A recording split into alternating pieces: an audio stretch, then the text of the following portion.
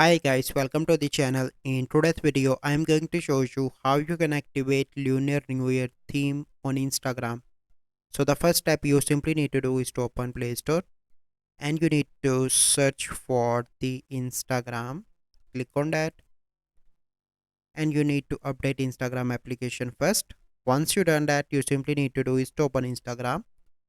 So once you open, you simply need to click on the messenger icon on the top right. So once you open, you simply need to select any conversation. So I'm going to select this one, for example. Click on the person name, click on theme, and from here you need to select Lunar New Year. Select that, wait for a few seconds, and now you can see that this theme is activated for this conversation.